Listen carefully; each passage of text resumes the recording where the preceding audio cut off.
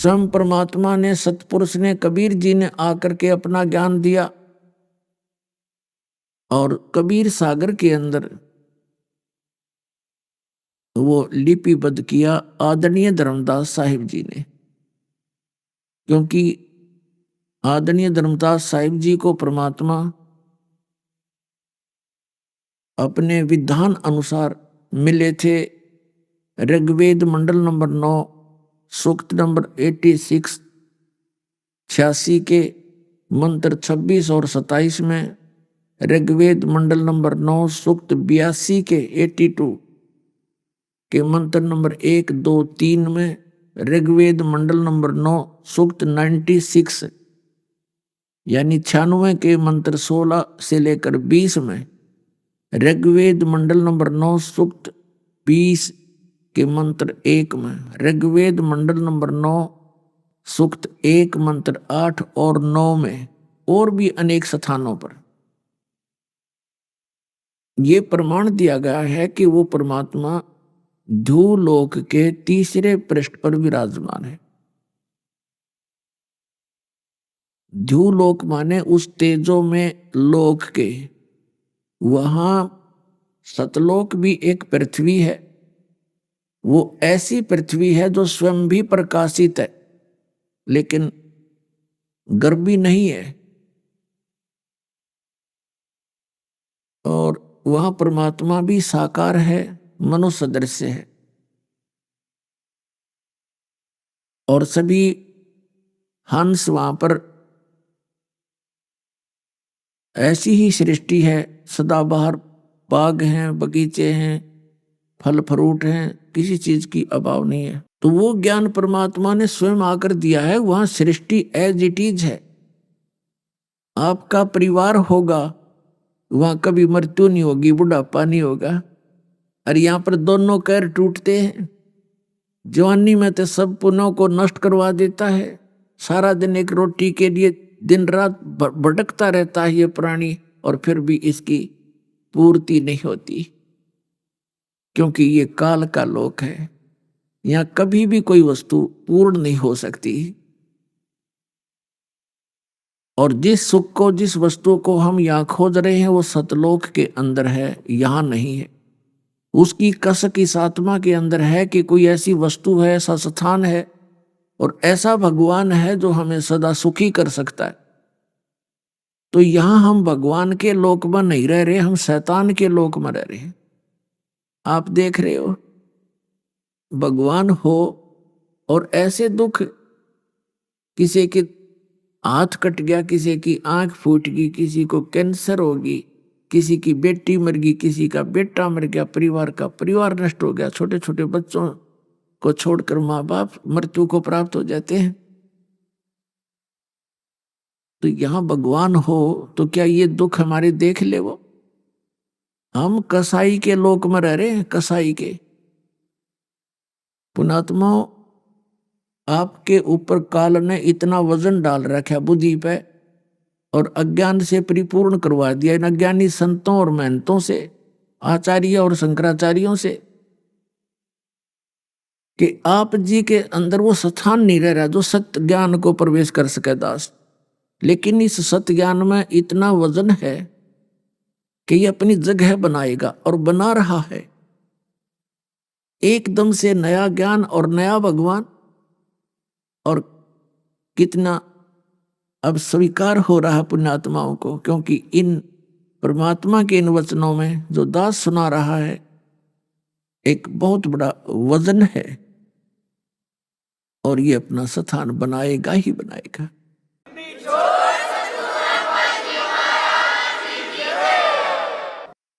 अब प्रसंग चल रहा है कि आप जी यहां कितने दुखी हो। कबीर परमात्मा ने कहा था कि काल कसाई हसत है सर्व लोक को खा।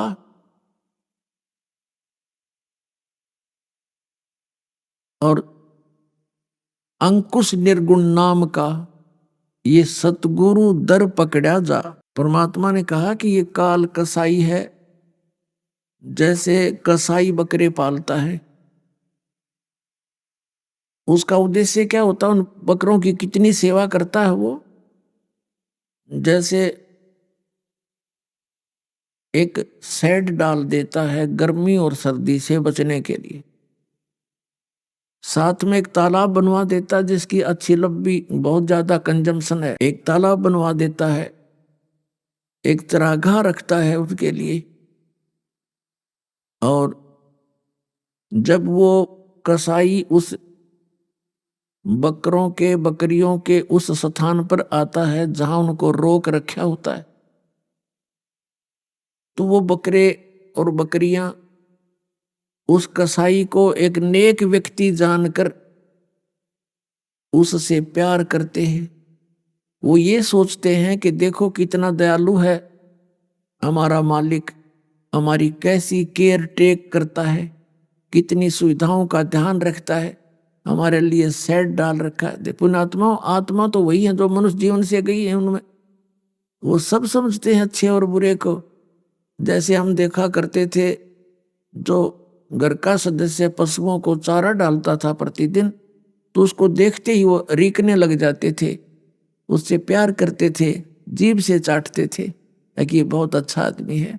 तो इसी प्रकार वो बकरे उस कसाई के निकट आ जाते हैं, चारों तरफ से इकट्ठे हो जाते हैं, और उससे कोई तो ऐसे छाती से सीने से लगाना चाहता है, ऊपर को पैर उठाकर उससे प्यार करना चाहता है, कोई जीभ से चाटता है, और वो उनको ऐसे देखता है और वो उसके हाथ को चाटते हैं बकरे।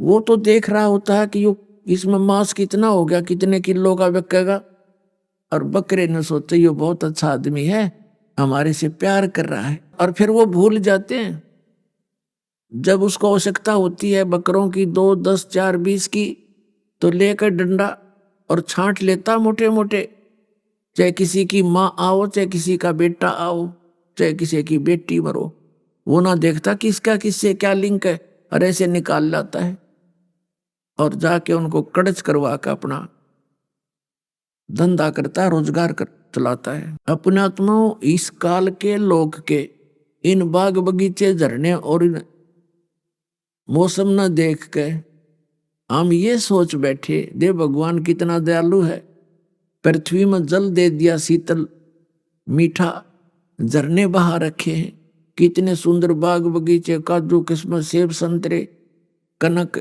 गेहूं चना बाजरा ज्वार, और कैसे मौसम बना रखे हैं। परमात्मा बड़ा दयालु है। जैसे वो कसाई के बकरे उस कसाई को इतनी ही बुद्धि रखते हैं, तो जब तक हमें तत्व ज्ञान नहीं होता हमारी इतनी ही सत्र है बुद्धि का, और उसमें हम भूल जाते इस भगवान की दयालुता को। एक परिवार का परिवार नष्ट हो जाता है, दुर्घटना के अंदर अक्षेत्र का क्षेत्र नाश हो जाता है किसी भूकंप या फ्लड के कारण, तब कहाँ जाता है इसकी दयालुता। तो पुण्यात्मा परमात्मा कबीर जी ने स्वयं आकर अपने बच्चों पर रहम किया कि जिसको तुम भगवान मानकर और यहीं इसके लोक में रहने के आदी बन गए हो, ये लोक ठीक नहीं, ये भगवान नहीं है, ये तो काल है। श्रीमद् भगवत गीता अध्याय नंबर 11 के मंत्र नंबर 32 में ये स्वयं कहता है कि अर्जुन मैं काल हूं और अब परिवर्त हुआ हूं।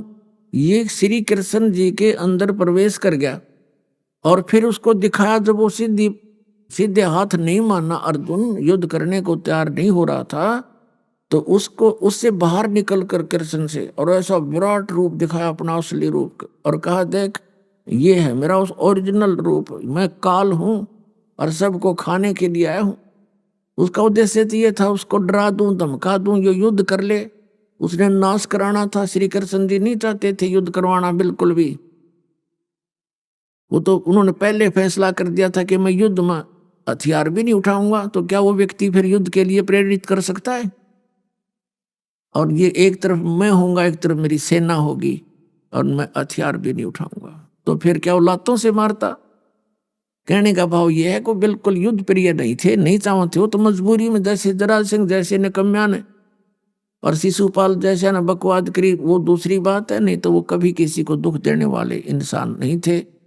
वो त्रिलोकी भगवान थे, 3 लोक के मालिक थे, स्वामी थे, एक विभागीय मंत्री यानी सतोगुण भगवान। तो हम काल के लोक में रह रहे हैं, और कबीर साहब क्या बताते हैं, कबीर ये माया अटपटी सब गट आन अड़ी, किस किस को समझाऊं या कुएं भांग पड़ी। परमात्मा कहते हैं किस किस ने समझाऊं, काल ने 21 ब्रह्मांड के अंदर अपने इस लोक रूपी कुएं में इस माया रूपी भांग को अनतोल्या अनमोला डाल दिया, और सभी ने एक ही प्रकार का ज्ञान ग्रहण है, सभी की एक जैसा ही स्वभाव बन गया। अब इस ज्ञान से ही ये भांग नशा उतरेगा, इस काल की भांग का। ये एंटीबायोटिक आपको दिए जा रहे हैं, जो आपके अंदर या सोच गलत होगी, हमारे अंदर क्या सोच होगी, बड़ी कोठी हो और बहुत ज्यादा पैसा मेरे बैंक बैलेंस हो, और फिर मैं बकवाद करूं विवाह शादियों में, सबसे ज्यादा दान दूं, लोग मेरी प्रशंसा करें। इस तरह की बकवाद हमने अपने अंदर ठोक ली। पुण्यात्मा, ठीक है, समाज कुछ करे, संसार कुछ करता रहे, है तो वो गलत, फिर भी जो भक्त इस मार्ग पर लगेंगे उनको वो क्रियाएं बिल्कुल नहीं करनी होंगी जो भक्ति में बाधा करें। उसके विषय में हम बार बार बताते रहते हैं, तभी हमारी भक्ति सफल होगी। पहले तो ये उद्देश्य रखे कि हम यहाँ के वासी नहीं हैं, और दूसरा परमात्मा कहते हैं मौत भूल गया बावड़े, तन अचरज किया कौन, तन माटी में मिल जाएगा जो आटे में लौन, तेरी दिख अस्तित्व भी तेरा नहीं रहेगा और तू मौत भूल गया। जब ये प्राणी अपने जाने का समय भूल जाता है तब इसको बकवाद अच्छी लगती हैं, कार और कोठियां अच्छी लगती हैं, और संग्रह संचन करने में ये पागल हो जाता है। और परमात्मा परमेश्वर स्वयं आकर के ये ज्ञान देते हैं। अपने आत्माओं, ये ज्ञान सतगुरु दे सकता है, ये ज्ञान जो दास आपको दे रहा है। सतगुरु के लक्षण कहूं मधुरे बैन विनोद, और 4 वेद 60 शास्त्र वह कहे 18 बोध। सतगुरु जो होगा सभी सदग्रंथों की जानकारी यथार्थ रखते हैं। जैसे परमेश्वर आए थे वो भी सतगुरु की भूमिका ही करके गए थे, और वो बिल्कुल अक्षर ज्ञान नहीं लिया था। वैसे तो वो सर्वज्ञ है वो मालिक, लेकिन हमारी दृष्टिकोण से उनको अक्षर ज्ञान नहीं था। और अक्षर ज्ञान ना होते हुए और 4 वेद 18 पुराण उपनिषद और गीता बाइबल और कुरान का वो ज्ञान रखते थे। अशिक्षित होते हुए शिक्षित होकर के ग्रहण कर लेते तो ये सोचते कि इन्होंने समझ में आगी होगी बात या पढ़ने से। तो इससे सिद्ध है कि वो परमात्मा हैं और वो सतगुरु भी हैं। वो यथार्थ ज्ञान दे करके लिपिबद्ध करवा के धर्मदास जी से, और सह शरीर आए थे सह शरीर चले गए। तो सतगुरु की सबसे पहली पहचान ये है। फिर दूसरी पहचान ये है कि सतपुरुष जिन जानिया सतगुरु तिसका नाम। जिन्होंने सतपुरुष को पहचान लिया, ये अभी तक जितने गुरु और सतगुरु हैं नकली, ये सारे कहते हैं सतलोक में तो प्रकाश ही प्रकाश है, वहां कोई अस्तित्व नहीं है। और एक आधा नकली, जैसे ये जम्मू वाला है मधु परमहंस नाम है इनका, और ये मिलती जुलती कथा सृष्टि रचना तो इसने कक्का पता ही नहीं, फिर भी कबीर साहब की लीला 5-7 पढ़ कर वो सुना देता है। तो भक्ते का दे भक्त ने कहा जी वो भी बहुत अच्छी कबीर साहब की जानकारी रखता है, वह बहुत अच्छी बात है, लेकिन दास को पता था कि ये जानकारी अन्य चीज होती है और रोगनाशक औषधि से काम बनेगा। जैसे किसी रोगी को ज्ञान हो गया कि तुझे ऐसा रोग है, और बताने वाले ने भी सही बता दिया, और औषधि दोनों के पास नहीं, तो उस ज्ञान ने सिर में मारेंगे। अब ज्ञान भी हो और समाधान भी हो तो तब बात बनेगी। तो वो क्या कहता है जम्मू वाला, रांजड़ी उसका आश्रम है, उसने सृष्टि रचना सुना रखी है। उसका टीवी के ऊपर भी एक सब आता है प्रोग्राम। तो क्या बताता है कि सतपुरुष गुप्त थे, अनुराग सागर की वाणी को पढ़कर सुनाते हैं। फिर कहते हैं परमात्मा ने इच्छा की कि हंस उपजाऊं, तो सबसे पहले परमात्मा ने एक शब्द उच्चारा, उससे प्रकाश से प्रकाश हो गया। उस प्रकाश में परमात्मा स्वयं समा गए, वो फिर चेतन हो गया, जीवित हो गया। प्रकाश पहले मरा हुआ था और फिर उसमें यानी प्रकाश में भगवान समा गया, फिर वही तो अमरलोक हो गया। वो सतपुरुष जब प्रकाश में समा गया तो वो अमरलोक हो गया। और फिर नो कह सार नाम भी वही और सत नाम भी वही, सार शब्द भी वो अमरलोक। या सुनाई उन्हें सृष्टि रचना। उसने थोड़ी सी भिन्नता यह बताई कि परमात्मा ने जीवों की उत्पत्ति नहीं की, अमर पुरुष ने, उसने ऐसे प्रकाश उछाल दिया, चटक दिया। फिर जैसे बूंद, जैसे जल को मुट्ठी भर के ऊपर फेंक दें, फिर वो छोटे छोटे कण बन के वापस आता है, जल में गिरता है।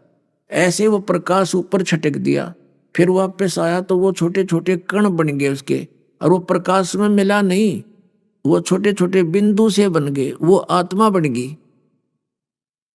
और वो ऐसे घूमने लगी उसमें, उस प्रकाश में, जैसे मछली समुद्र में घूमया करे। राधा स्वामी वाले जय गुरुदेव वाला न तो भगवान में हुआ वही सतीथी बता करके ये बता दिया कि मोक्ष प्राप्त प्राणी उसमें जाके ऐसे डूब जाता है, मिल जाता है जैसे बूंद समुद्र में। और इस चातुर प्राणी ने चतुरता दिखाई थोड़ी सी अलग से, क्योंकि कबीर सागर में लिखा हुआ वह आत्मा का अस्तित्व अलग है। 16 सूर्य जितना उसका प्रकाश पूरी बॉडी का है। और करने नो दीदार महल में प्यारा, उसकी लास्ट की कलियों में लिखा हुआ है कि जब हंस मोक्ष प्राप्त प्राणी सतलोक में जाता है, प्रवेश करता है, उसका 16 सूर्य जितना प्रकाश बॉडी का हो जाता है। और परमात्मा साकार है भगवान, उस पर चंवर करता है जा करके। मोक्ष प्राप्त प्राणी सबसे पहले मालिक के दर्शन करता है, उनको सेवा करता है, दाता है कि 100 शुक्र मनाता है, उससे बातें करता है। और परमात्मा के एक रोम को में करोड़ सूर्य मिला दे, करोड़ चंद्रमा, इतनी रोशनी है।